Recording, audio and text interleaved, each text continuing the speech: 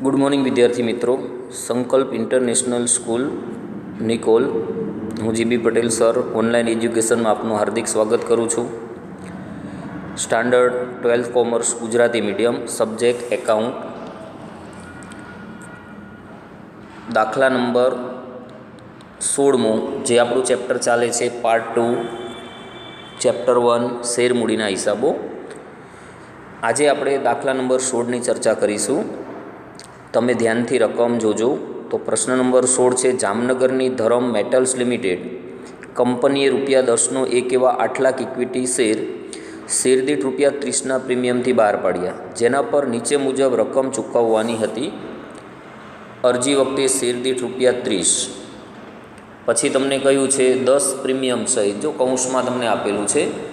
મંજૂરી વખતે શેરદીઠ ₹23, 20 પ્રીમિયમ સહિત, અને આખરી હપ્તા વખતે શેરદીઠ ₹4. આવી માહિતી તમને આપેલી છે. તો આ બધી માહિતીઓ તમે જોશો તો ₹10નો શેર છે, તો આપણે અહીં જોઈ શકીએ છીએ કે આ ₹10નો શેર અને ₹30ના પ્રીમિયમથી, અહીંયા ₹30 પ્રીમિયમ તમને કહ્યું છે. તો 10 અને 30 કુલ ₹40માં શેર બહાર પાડેલો છે. તો એમાંથી તમે જોઈ શકો છો કે અરજી વખતે ₹13 મંગાયા છે, ત્યારે તમને એવું કહેવામાં આવ્યું છે કે ₹10 પ્રીમિયમ સહિત, પછી ₹23 મંજૂરી વખતે છે, એના અંદર ₹20 પ્રીમિયમ છે, એટલે 10 અને 20 કૌંસમાં જે આપેલા છે એ 30 પ્રીમિયમના છે. આખરી હપ્તા વખતે 4, તો ₹30 પ્રીમિયમ અરજીમાં અને મંજૂરીમાં 2 હપ્તામાં મંગાવી લીધું છે કંપનીએ. હવે તમે જોઈ શકો છો નીચે કહ્યું છે કે કંપનીને 8 લાખ ઇક્વિટી શેર માટે અરજી મળી, જે બધી જ મંજૂર કરી, કારણ કે 8 લાખ શેર બહાર પાડેલા છે જુઓ તમે, અને એટલા શેરની અરજી મળે તો કંપની પૂરેપૂરી શેર અરજી મંજૂર રાખી શકે. હવે ખાસ જોવાનું છે કે વિપુલ કે જેના કેટલા શેર મંજૂર કરેલા છે? 1500. તેણે મંજૂરીની રકમ ચૂકવી ન હતી. જોજો મિત્રો, કઈ રકમ નથી ચૂકવી? મંજૂરીની. તેથી તેના શેર મંજૂરી બાદ કંપનીએ જપ્ત કર્યા. કંપનીએ આખરી હપ્તો મંગાવ્યા પહેલાં, અહીંયા તમને સ્પષ્ટ કીધું છે, જપ્ત કરેલ આ 1500 શેરદીઠ ₹5 લેખે ફરીથી બહાર પાડ્યા. આ બાબત ખૂબ જ અગત્યની છે. અંડરલાઇન મેં જ્યાં કરી છે જરા ધ્યાનથી જોજો. પછી તમને કીધું છે કે હેમા કે જેના 500 શેર મંજૂર કરવામાં આવ્યા હતા, તેણે આખરી હપ્તાની રકમ ચૂકવી ન હતી, તેથી તેના શેર આખરી હપ્તા બાદ જપ્ત કર્યા છે. ક્યારે જપ્ત કર્યા? આખરી હપ્તા બાદ કંપનીએ જપ્ત કર્યા. કંપનીએ જપ્ત કરેલા આ 500 શેર આપી શકાય તેટલો વધુમાં વધુ વટાવ આપી ફરી બહાર પાડ્યા. કંપનીના ચોપડે જરૂરી આમનોંધ લખો એવું તમને કહ્યું છે. તો ખાસ મિત્રો હવે જોજો, તો જ્યાં જ્યાં તમારે જરૂર હતી એવી બાબતો, એની આપણે હવે આગળ ગણતરી કરીએ. તો ગણતરીની અંદર તમે જોશો તો ગણતરીમાં તમને જે માહિતીઓ આપેલી છે, તો ખાસ કરીને તમે જુઓ તો અરજી વખતે, હવે અરજી વખતે જે કંપની 8 લાખ શેર બહાર પાડે છે, એના અંદર ₹3 શેરમૂડીના હશે અને ₹10 પ્રીમિયમના છે.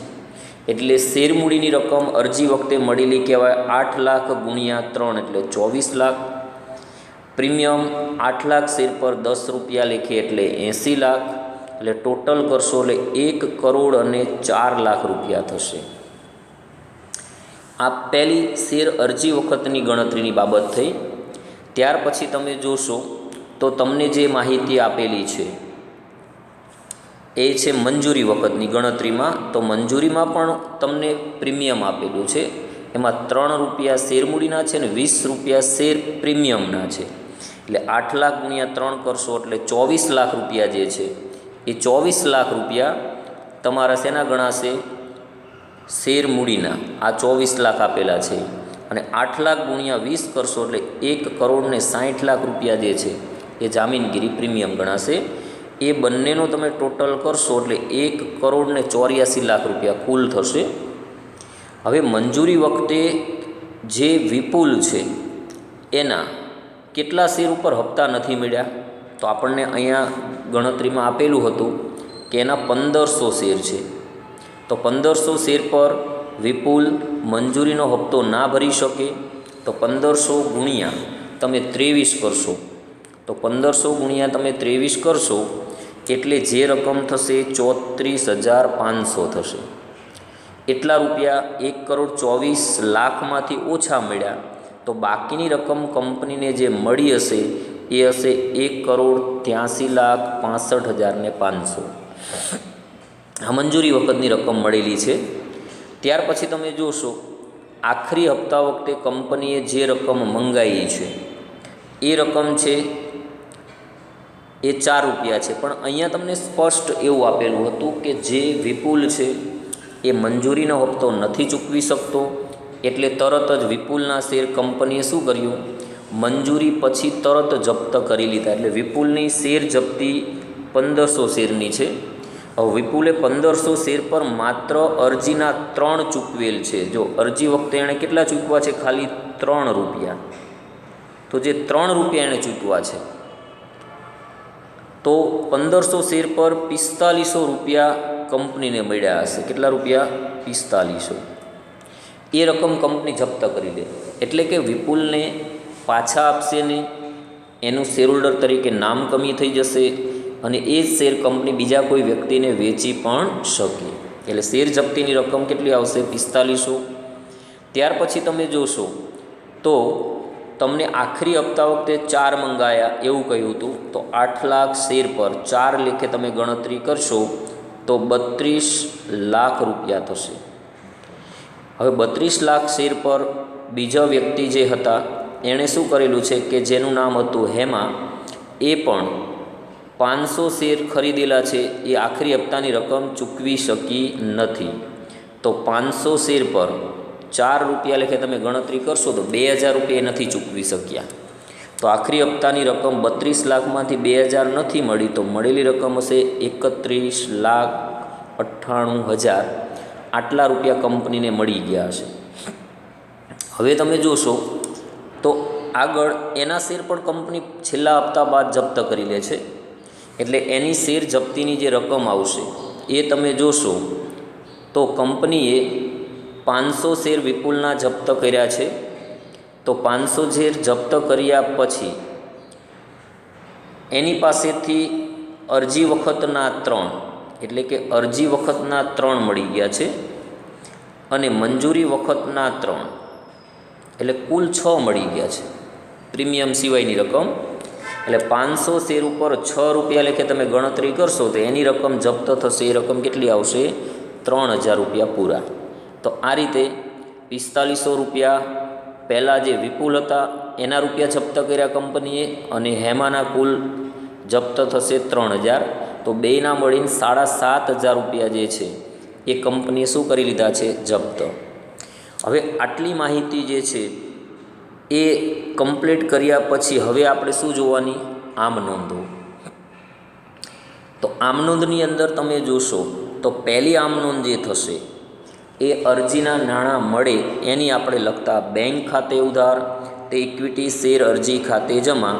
તો અહીંયા તમે ગણતરીમાં જોઈ શકો છો કે જ્યારે આપણે ગણતરી કરી ત્યારે અરજી વખતે શેર દીઠ આપણને 1 કરોડ અને કેટલા મળેલા છે?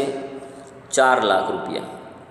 આ 1 કરોડ ને 4 લાખ રૂપિયા જે આપણને મળ્યા છે એટલાથી પહેલી નોંધ આપણે કરવી પડશે.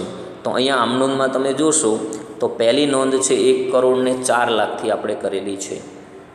હવે બીજી આમ નોંધ જ્યારે આપણે કરીશું ત્યારે ઇક્વિટી શેર અરજી ખાતું 1 કરોડ 4 લાખથી શું થશે? ઉધાર. અને એના 2 ભાગ થશે. તો 2 ભાગની અંદર તમે જોઈશો તો ઇક્વિટી શેર મૂડી છે એ આપણે ગણતરીમાં અલગ પાડીથી 3 રૂપિયા લેખે, એ 24 લાખ રૂપિયા થશે. અને જામીનગીરી પ્રીમિયમ છે એ જે 10 રૂપિયા લેખે હતું એ 80 લાખ રૂપિયા થશે. આ રીતે બીજી આમ નોંધ બોલાશે ઇક્વિટી શેર અરજી ખાતે ઉધાર 1 કરોડ 4 લાખ, તે ઇક્વિટી શેર મૂડી ખાતે 24 લાખ, તે જામીનગીરી પ્રીમિયમ ખાતે કેટલા આવશે? એ રકમ છે આપણી 80 લાખ રૂપિયા. હવે તમે મંજૂરી વખતની રકમ જે કંપનીએ મંગાવી છે એ હતી 23 રૂપિયા. તો 23 રૂપિયા લેખે બીજી આમ નોંધ તમે જોશો તો એ આમ નોંધ થશે ત્રીજા નંબરની ઇક્વિટી શેર મંજૂરી ખાતે ઉધાર તે ઇક્વિટી શેરમૂડી ખાતે, તે જામીનગીરી પ્રીમિયમ ખાતે. તો 8 લાખ ગુણ્યા 23 આપણે ગણતરીમાં જોયેલું છે. અહીંયા તમે આગળ જોશો તો મંજૂરી વખતે 8 લાખ ગુણ્યા 23 લેખે જે રકમ થાય છે એ કુલ રકમ આપણી જે હતી એ હતી 1,84,00,000. અહીંયા આપણે આ બંને રકમનો ટોટલ અહીંયા કરેલો છે 1,84,00,000. તો બીજી આમ નોંધ છે 1,84,00,000થી થશે. એમાં શેરમૂડીની રકમ 24 લાખ હશે અને જામીનગીરી પ્રીમિયમની રકમ હશે 1,60,00,000 રૂપિયા. આ બંનેથી આપણે નોંધ કરવાની જે થશે એ ત્રીજા નંબરની આમ નોંધમાં આવશે. તો અહીંયા તમે જોઈ શકો છો કે 1,84,00,000 મંજૂરી ખાતે ઉધાર છે, તે ઇક્વિટી શેરમૂડી ખાતે 24 લાખ છે અને તે જામીનગીરી પ્રીમિયમ ખાતે 1,60,00,000 છે. હવે કંપની જે ચોથા નંબરની આમ નોંધ લખશે એ કંપનીને જેટલા રૂપિયા મળ્યા હોય એટલાથી નોંધ થશે.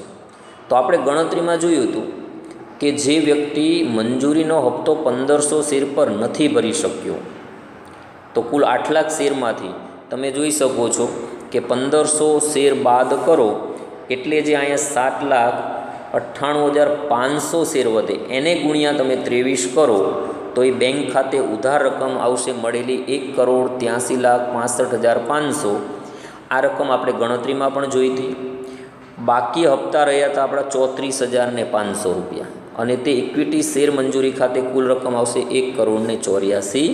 એટલે આખી આમ નોંધથી બેંક ખાતે ઉધાર 1,83,65,500, બાકી હપ્તા ખાતે ઉધાર આવશે 34,500 અને તે ઇક્વિટી શેર મંજૂરી ખાતે જે રકમ આવશે 1,84,00,000 આવશે.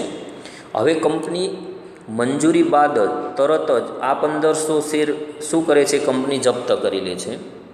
તો જે શેર જપ્ત કરે છે એની 5મી આમ નોંધ લખાશે. તો 5મી આમ નોંધમાં જ્યારે કંપની શેર જપ્ત કરી લે ત્યાં સુધી કંપનીએ 3 રૂપિયા અરજીના, 3 રૂપિયા મંજૂરી વખતે એમ મળીને કુલ 6 મંગાવેલા હતા. તો ખાસ ધ્યાન રાખવાનું, જ્યારે પણ શેર જપ્ત થાય ત્યાં સુધીમાં કંપનીએ શેર પર જે મંગાવેલી રકમ હોય એને ગુણ્યા શેરની સંખ્યા કરશો. તો અહીં તમે જોઈ શકો છો 1,500 શેર ગુણ્યા 6 એટલી રકમ શેરમૂડી ખાતે ઉધાર થશે એટલે 9,000 રૂપિયા આવશે. જામીનગીરી પ્રીમિયમ, જો અરજી વખતનું પ્રીમિયમ મળી ગયું હશે, મંજૂરી વખતનું પ્રીમિયમ 20 રૂપિયા લેખે બાકી હશે એટલે જામીનગીરી પ્રીમિયમ ખાતે 1,500 ગુણ્યા 20 કરશો એટલે 30,000 ઉધાર થશે. તે શેર જપ્તી ખાતે ઇક્વિટી શેર જપ્તી રકમ આપણને 4500 ગણતરીમાં આપણે જોઈ હતી અને તે બાકી હપ્તા હતા 34,500. એ બંને રકમ શું કરવામાં આવશે, જમા કરવામાં આવશે. આ રીતે આખી આમ નોંધ એની થઈ. ઇક્વિટી શેરમૂડી ખાતે ઉધાર 9,000, જામીનગીરી પ્રીમિયમ ખાતે ઉધાર 30,000, તે ઇક્વિટી શેર જપ્તી ખાતે 4500, તે બાકી હપ્તા ખાતે 34,500. હવે કંપની જે રકમ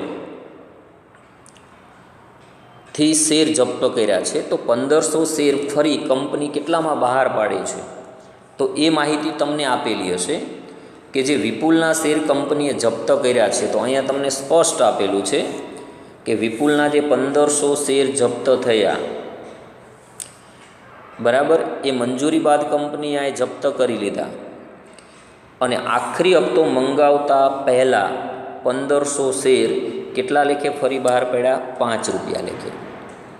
તો 6 રૂપિયાનો શેર 5 રૂપિયામાં આપી દીધો, કારણ કે કંપનીએ અરજી વખતે આ 13માંથી 3 અને 23માંથી 3 6 મંગાવેલા હતા. હવે કંપની એ 6 રૂપિયાનો શેર કેટલામાં ફરી બહાર પાડે છે, 5 રૂપિયા લેખે. તો કંપની જ્યારે ફરી બહાર પાડે ત્યારે આપણે જે નોંધ લખવાની આવશે એ ફરી બહાર પાડવાની આમ નોંધ લખાશે. તો એની આમ નોંધ થશે, ફરી બહાર પાડશે એટલે કંપનીને પાછી રકમ મળશે તો ત્યારે નોંધ થશે. એ નોંધ લખાશે બેંક ખાતે ઉધાર. તો અહીંયા કંપનીને 1,500 શેર પર 5 રૂપિયા લેખે 7,500 મળશે. 1 રૂપિયો ઓછો લીધો તો જે ઉપર શેર જપ્તી ખાતું અહીંયા જમા છે એમાંથી અહીંયા ઉધારવામાં આવશે 1 રૂપિયા લેખે. તો 1,500 ગુણ્યા 1 કરો એટલે 1,500 રૂપિયા શેર જપ્તી ખાતું ઉધાર થશે અને કંપનીએ ફરી શેર બહાર પાડ્યા એટલે શેર મૂડી ખાતે જમા થશે. બેનો ટોટલ 6 રૂપિયા લેખે, 15 × 6 = 90 એટલે 9,000 રૂપિયા. આ રીતે ફરી બહાર પાડવાની આમ નોંધ આપણે બોલ્યા બેંક ખાતે ઉધાર 7,500, ઇક્વિટી શેર જપ્તી ખાતે ઉધાર 1,500, તે ઇક્વિટી શેર મૂડી ખાતે 9,000 રૂપિયા. હવે અહીંયા તમે જોઈ શકો છો કે જે શેર જપ્તી ખાતું છે એ અહીંયા જમા હતું 4500થી. કેટલાથી જમા હતું? 4500થી. જ્યારે ફરી બહાર પાડ્યા ત્યારે 1,500થી ઉધારવામાં આવ્યું. હવે બેનો તફાવત કાઢો તો 3,000 રૂપિયા જમા બાકી રહેશે.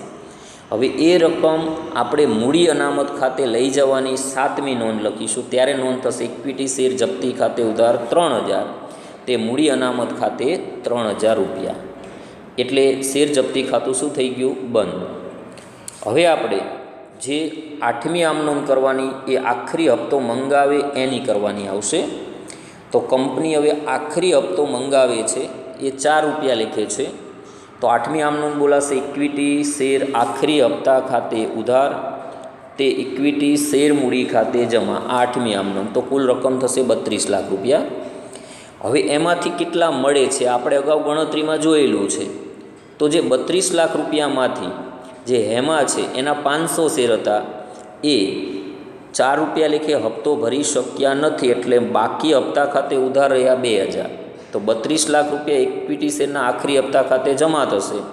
એમાંથી આ 2,000 બાદ કરો તો કંપનીને મળેલી રકમ હશે 31,98,000. એ કયા ખાતે ઉધાર થશે? બેંક ખાતે. એટલે આખી આમ નોંધ થઈ બેંક ખાતે ઉધાર 31,98,000, મળવાના બાકી હપ્તા ખાતે ઉધાર 2,000 અને તે ઇક્વિટી શેરના આખરી હપ્તા ખાતે 32 લાખ. હવે જે હપ્તા નથી મળ્યા 500 શેર પર, એવા હેમાના શેર કંપની શું કરી લેશે? જપ્ત. તો ત્યારે જપ્તીની પાછી આમ નોંધ લખાશે. એ નોંધ થશે ઇક્વિટી શેર મૂડી ખાતે ઉધાર. તો અહીંયા તમે જોઈ શકો છો કે બધી રકમ 10 મંગાવી લીધા પછી જપ્ત થયા, એટલે 500 × 10 એટલે 5,000. તે ઇક્વિટી શેર જપ્તી ખાતે જો એની પાસેથી 3 રૂપિયા અરજી અને 3 રૂપિયા મંજૂરી એમ કરીને 6 મળી ગયા, એટલે આપણે શેર જપ્તીની ગણતરી કરી ત્યાં એના 3,000 જપ્તી ખાતે જમા લેવાના અને બાકી હપ્તા અહીંયા કેટલા છે? 2,000. એટલાથી ખાતું બંધ થઈ જાય. એટલે આખી આમ નોંધ થઈ ઇક્વિટી શેર મૂડી ખાતે ઉધાર 5,000, તે ઇક્વિટી શેર જપ્તી ખાતે 3,000, તે બાકી હપ્તા ખાતે 2,000 રૂપિયા. આ રીતે જપ્તીની નોંધ કર્યા પછી એ શેર કંપની આપી શકાય તેટલો વધુમાં વધુ વટાવથી બહાર પાડે. તો ધ્યાન રાખજો વિદ્યાર્થી મિત્રો, આપી શકાય તેટલો વધુમાં વધુ વટાવ શેર જપ્તી જેટલો હોઈ શકે. તો અહીંયા કંપનીએ શેર જપ્તી ખાતે કેટલી રકમ જમા લીધી છે? 3,000. એ પૂરેપૂરી ઉધારી દો એટલો વધુમાં વધુ વટાવ આપ્યો કહેવાય. તો હવે 5,000 રૂપિયા એમાંથી 3,000 વટાવ આપીશું, કંપનીને મળશે કેટલા? 2,000.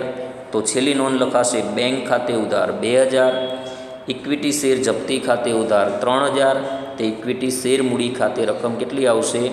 5,000 રૂપિયા. આ રીતે તમે દરેક બાબત લખ્યા પછી જે ટોટલ મારશો એ તમારો કુલ સરવાળો થશે 6,40,61,000 રૂપિયા. આ રીતે તમારો 8 ગુણનો દાખલો કમ્પ્લીટ થશે. આવી 11 આમ નોંધ સુધી તમને પૂછી શકે.